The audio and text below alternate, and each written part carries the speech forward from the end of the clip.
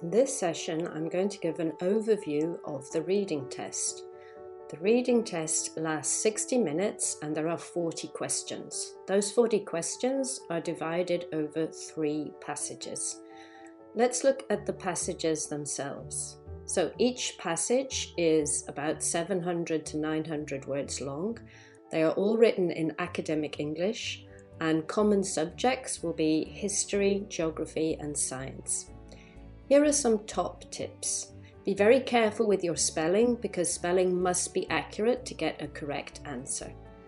Don't waste time on words that you don't know or spend too long on questions that are difficult.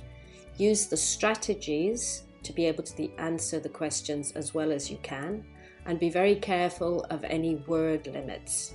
Always write an answer on the answer sheet, don't leave any spaces.